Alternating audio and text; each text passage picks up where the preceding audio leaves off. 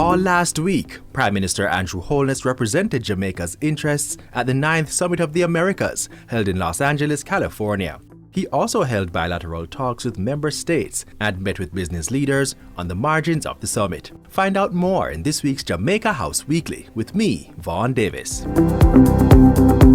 Prime Minister Andrew Holness left the island last Tuesday for the 9th Summit of the Americas in the United States. The summit brought together heads of state from the Western Hemisphere as they considered the theme, building a sustainable, resilient and equitable future. In his main address on June 10, the Prime Minister called on member states to increase partnerships to stem trafficking in small arms and improve security within the region. This is increasing the capabilities of criminals and increasing violent crimes, particularly homicides. Much more needs to be done to control illegally trafficked weapons in our region. Prime Minister Holness also addressed the ongoing migration of skills from poorer to richer economies, calling for a coordinated approach to bring jobs to workers in their home countries through investments. Mr. Holness welcomed the America's Partnership for Economic Prosperity, announced by U.S. President Joe Biden.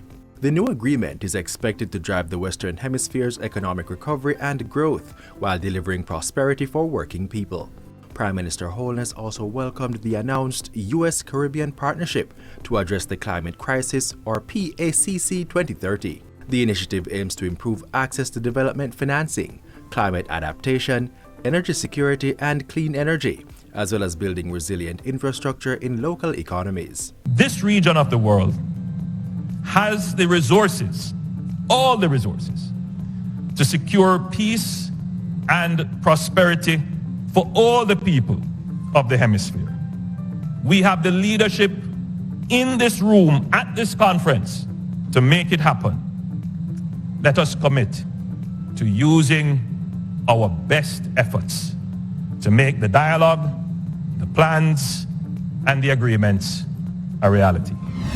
On June 8, the Prime Minister shared Jamaica's COVID-19 experience and recovery efforts with the 4th CEO Summit of the Americas. Speaking specifically to how tourism can boost economic recovery, Mr. Holness explained that there needed to be greater collaboration among governments and tourism partners. He shared that Jamaica was able to buttress the impact of COVID-19 on the tourism sector through targeted intervention. Among them, a care package for tourism workers and employers, the implementation of a resilience corridor, and a COVID-19 protocol handbook for the industry. Mr. Holness also revealed that linkages with the local agriculture sector were able to meet the demands of the tourism industry when COVID-19 disrupted global supply chains. I think that is a lesson that the industry should not just learn for the pandemic, but should start to figure out how do we ensure that a certain target percentage of the inputs we need are locally secured. And I would say go one step further. How can the industry be the catalyst for the development of the local capacity to supply your needs? Climate change topped the agenda of talks between Prime Minister Holness and his Canadian counterpart Justin Trudeau. Mr. Holness urged developed countries to find creative ways to help developing countries like Jamaica stave off climate challenges. Among them, the annual Atlantic hurricane season, which usually brings flooding, damage to infrastructure, and increased costs to the budget. We have to find creative ways of ensuring against loss and how that can be done with the support of our partners, and immediate response, which has always been a challenge. And I must say that Canada has been very supportive of Jamaica in particular in the pre-positioning of resources that would have assisted Jamaica to assist other countries when there are natural disasters. Financing for development, the impacts of COVID-19, inflation, rising fuel and food prices were also discussed. On the margins of the summit, the Prime Minister held bilateral talks with Colombia's president. The two discussed ways to deepen cooperation in the near future.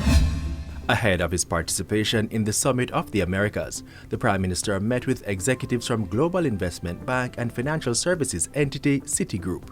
Mr. Holness also engaged with representatives of MasterCard. Similar conversations were had with PriceSmart International, which has 2 locations on the island.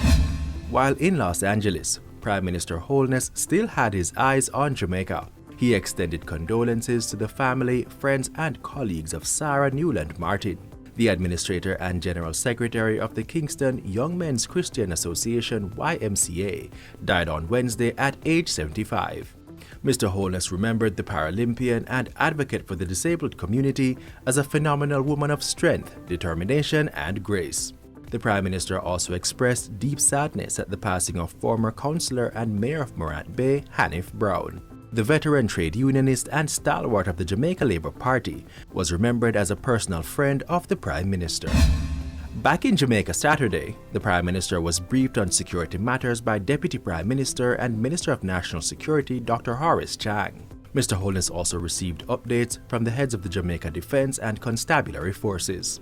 And that's it for Jamaica House Weekly. Be sure to join us next time for more of the news stories coming out of the Office of the Prime Minister.